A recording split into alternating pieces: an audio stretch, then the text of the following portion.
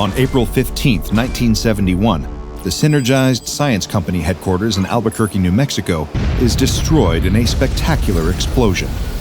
Police reports given by the 30 or so survivors of the 200 people in the building will state that they heard terrible screaming coming from somewhere in the building, somewhere between Lab C and one of the Level 3 company bathrooms. Nobody can say any more than that. It all just happened so fast. The building collapses inwards, seeming to crumble in multiple places as a fire consumes it. The survivors, covered in concrete dust, dirt, and soot, only make it out by the finest twist of luck. The smoke can be seen rising up in a great black pillar for miles around. What could have caused this explosion that rocked the entire street, destroyed the building, and killed at least 150 people?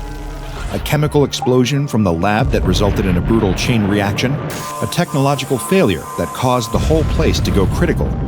The general public will never know. It will be written off as just another random tragedy, one of thousands that happen around the world every day. And then, just as quickly, it will be buried beneath the next wave of headlines, lost in the noise of the coming days, weeks, and months. What you won't find reported is that the very same night that the Synergized Science Company headquarters turns itself into a giant firework, something extremely strange happens at SCP Foundation Site-05, hidden 50 miles away in the unforgiving New Mexico desert. It's disguised as a relatively uninteresting waste filtration plant. Nobody would ever guess that beyond the patrolling guards, the chain-link fences topped with skeins of razor wire, and guards with rifles and guard towers, and the tall stone walls of the facility itself, monsters and magic are waiting. Terrifying anomalies, killer creatures, and cursed objects. And tonight, of all nights, one of them has escaped. It looks like a shambling corpse with faintly bioluminescent skin. It growls and snarls as it exits the front gates, its long, thorn-like bone claws dripping with red. It's already gotten this far, slaughtering any guards unfortunate enough to get in its way, and it doesn't have much further to go before it tastes that delicious freedom again. Guards at the front gate raise assault rifles and open fire on the zombie-like anomaly. Their bullets pepper wet flesh, but seemingly have little other effect. With a gurgling roar, the monster raises its bloody hands, and instantly, its bone claws extend an impossible amount. They slice through the guards, fatally piercing their bodies and dropping them where they stand. None would stand in the way of its rampage. It would leave this terrible place and exact its vengeance on humankind. It breaks through the unguarded gate as the remaining guards inside the building gather up their weapons to mount a resistance. But would they be ready in time? Would their force even suppress this creature, seemingly impervious to the effects of their bullets? The sadistic anomaly continues marching away from the frantic searchlights of the containment site. Overhead, a sky freckled with glowing stars, but one star seemingly burns just that little bit brighter than the rest. And brighter, and brighter, and brighter, as it seems to get closer and closer. The anomaly looks up and realizes, a moment too late, that this might not be a star, but a kind of meteorite heading down towards it at impossible speeds. And of course, before it can make any attempt to move out of the way, the meteoric object strikes it with such heat and force that the monster is immediately vaporized on contact. There's a massive explosion. Something is left smoldering in a huge crater, surrounded by spikes of semi-molten glass that not long ago had been sand. Anomaly neutralized, in the least expected way possible. Moments later, the guards, sent out to recontain the zombie beast, instead find the crater, and the only thing waiting, somehow unharmed, at the bottom. And it's no meteor, we can tell you that much right now. The rest, well, you're going to have to be patient, because it's going to get even stranger from here. Let's skip ahead, not a few years, but a few decades, a time where the tragedy at the Synergized Science Company headquarters and the containment breach at Site-05 are little more than distant memories, when they have been eclipsed by so many other insane world-changing happenings. We join Dr. Sunstrom, a senior researcher at Site-05 with a particular specialty for xenophysics and dangerous cursed objects. His expertise has him traveling to different containment sites all over the country, and because of the great value of his work to his employers, he was given a rare privilege normally afforded only to site directors: Level 4 access credentials. For some valuable context, the only access above this is Level 5, afforded only to members of the O5 Council, which doesn't even officially exist to lower-ranking Foundation members. Of course, Dr. Sunstrom takes pride in what he's achieved and the rank he's managed to climb to, but that very same achievement also puts a target on his back. After a hard day of work performing some particularly taxing anomalous tests, he gets in his car, just as he does every day, and drives home. The job pays well, so he keeps a large home about 10 miles outside of Albuquerque, where he lives alone. If anyone ever asks him why he didn't settle down, his answer is always the same: I'm married to my research. But the thing he loves most is what he'll soon need to betray if he wants to survive tonight. On that lonely, private back road out to his home, he finds a strange obstruction, a fallen tree blocking the path, even though there's no earthly reason that a tree like this would have fallen on its own. Perhaps on any other night, he would notice how strange the situation is, but it's been a long day at work, and he just wants to get home. So he parks his car and gets out, wondering if there's perhaps some way he can lever the tree off the road. Instead, a dark figure emerges from the bushes behind the senior researcher, swiftly wrapping an arm around his neck. He pulls Sunstrom into a perfectly executed sleeper hold, squeezing tight against the doctor's carotid artery and cutting off the flow of blood to his brain. A second too long and he'd be dead, but his assailant knows exactly what he's doing. As the researcher goes limp in his attacker's arms, other men, masked and clad all in tactical black, move out of the shadows. Dr. Sunstrom wakes up when an ampule of smelling salts is opened next to his nose, the stench of ammonia jolting him out of his deep and dreamless slumber. He's tied to a chair in some nondescript industrial room, illuminated above from one harsh, white light. A man in black steps out of the dark, wearing a gas mask with red eye lenses. Dr. Sunstrom is a senior enough operative at the SCP Foundation to know exactly whose clutches he's fallen into: the dreaded Chaos Insurgency. Like many of the frightening groups of interest in the Foundation's orbit, the true origins of the Chaos Insurgency are shrouded in mystery. The prevailing theory about their existence is that they were once members of Mobile Task Force Alpha-1, also known as the Red Right Hand, essentially a clandestine assassination squad working directly for the O5 Council. They defected for unknown reasons, maybe greed or lust for power, or some disagreements about the way the Foundation operates. And with their advanced tactics and inner knowledge of the Foundation's methods and procedures, they're now one of the biggest threats to the organization out there.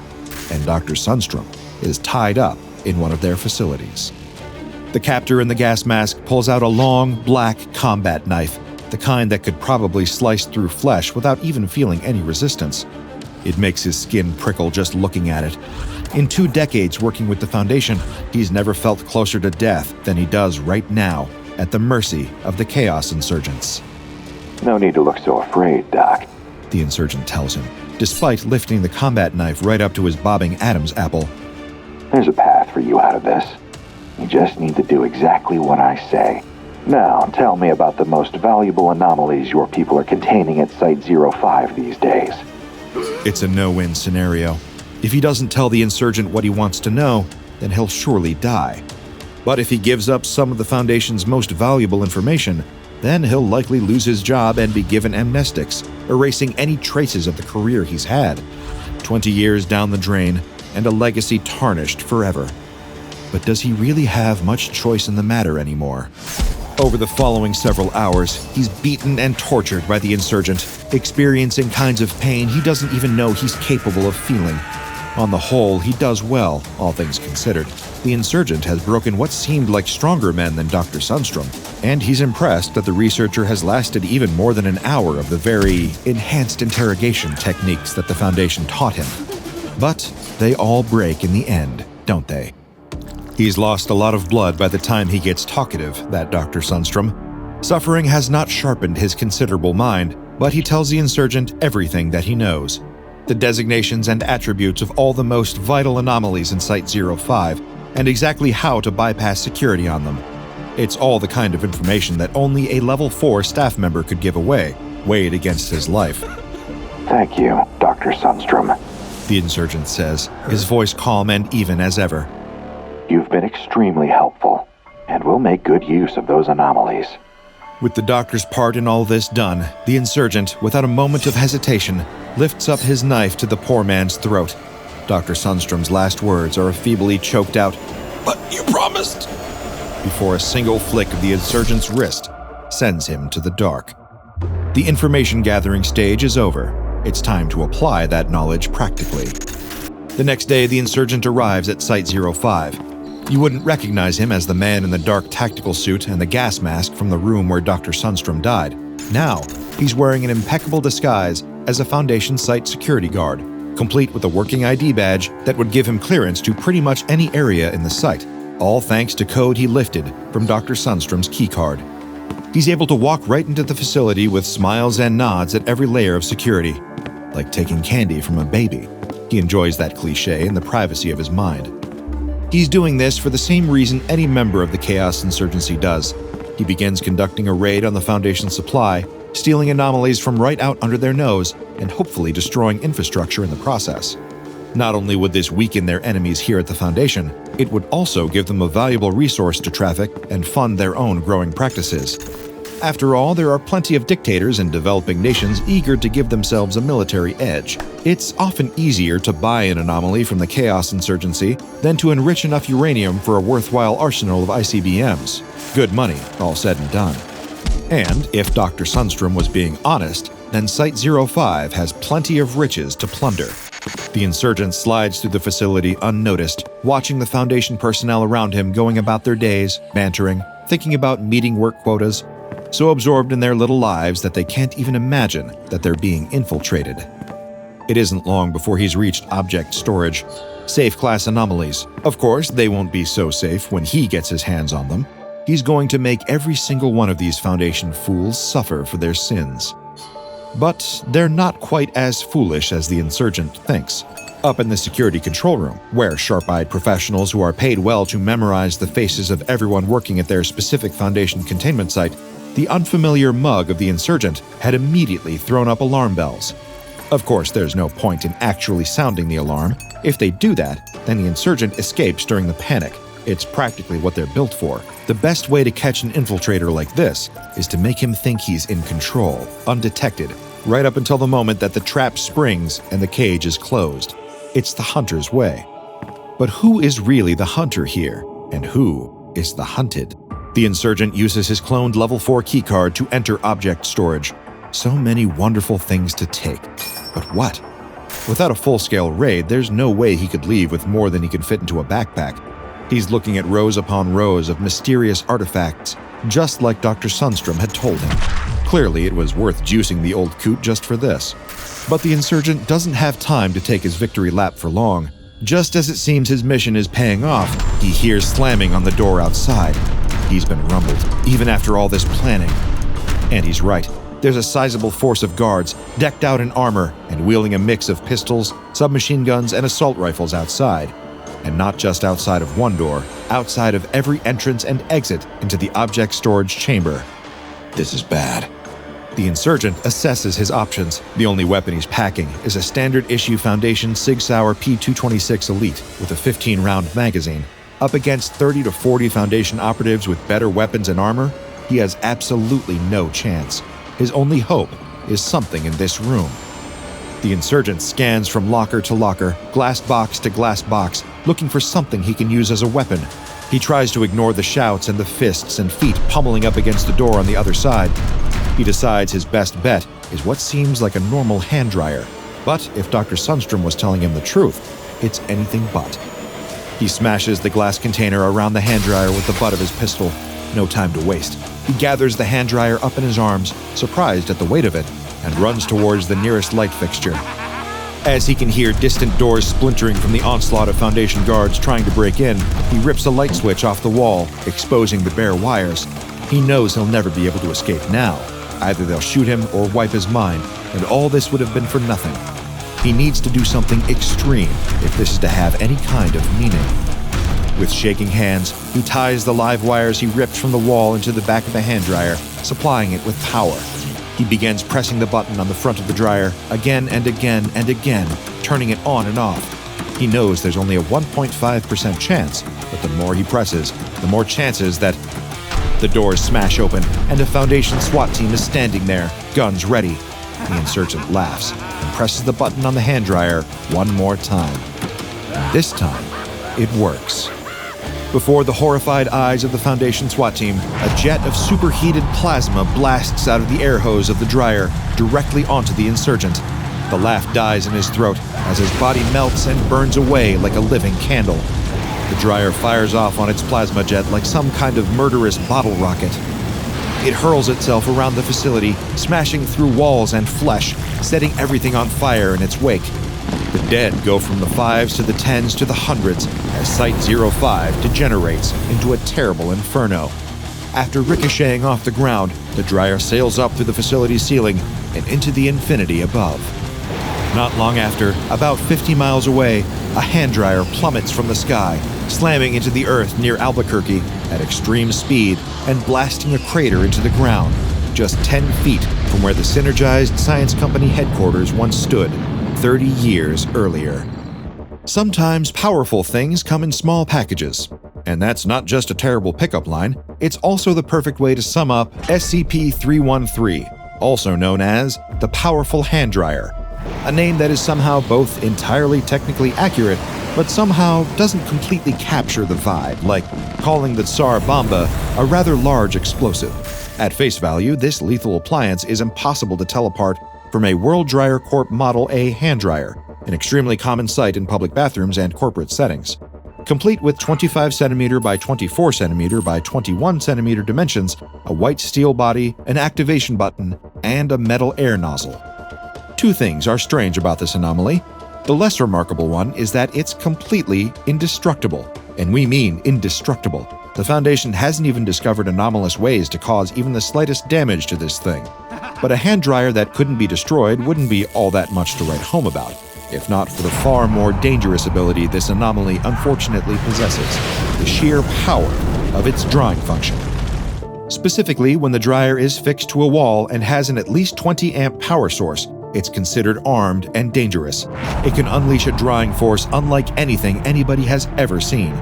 Specifically, there's a 1.5% chance that it'll release a stream of superheated plasma, the fourth state of matter, beyond liquid, solid, and gas at a temperature of over 25,000 Kelvin. But it's not just the temperature that proves problematic for the Foundation or anyone else unlucky enough to be nearby when the anomaly is activated. The force with which the superheated plasma blasts out of the dryer is tremendous, in some cases measuring as high as 650 kilonewtons. It effectively turns the dryer into a little rocket ship that spreads utter destruction wherever it goes, bouncing around buildings like a pinball until they're completely destroyed. And given that the flow of superheated plasma can go on for as long as 30 minutes at a time, that's a lot of chances to cause death and devastation. It's so infamous for this, in fact, that the extensive destruction logs of SCP-313 aren't available to anyone below Level 2. Thankfully, while under containment, SCP-313 is mostly inactive, save for the occasional infiltration by certain groups of interest, seeing as its primary anomalous capability is only activated when someone turns on the dryer. It doesn't present any challenges to containment without external human interference, earning it the Safe Object class. It's kept disconnected from any power source while not actively being tested, and testing access is prohibited without the explicit written approval of a Level 4 member of personnel. Given the death rates involved in even testing this thing, it's a wonder why any Foundation personnel would want to partake in the testing process. As was written in a note by the now, sadly deceased Dr. Sunstrom, some of the low-level personnel have been pestering me about our safety procedures when using SCP-313. For those of you who have forgotten high school physics, 25,000 Kelvin is over 4 times hotter than the surface of the Sun, and 650 kilonewtons is roughly enough force to lift an M1 Abrams main battle tank. Now, imagine that much force behind this object, which weighs less than 10 kilograms. Remember, F equals MA and is indestructible. And this is just a personal PSA from DrBob. Even if you're not dealing with SCP-313, it's better to just dry your hands on paper towels or your jeans. Do you have any idea how much bacteria accumulates in even a non-anomalous hand dryer? Frankly, I think I'd rather be incinerated by superheated plasma flows. Check out the DrBob Patreon and become a junior researcher today. Now go and watch another entry from the files of DrBob like SCP-2611, large and in charge.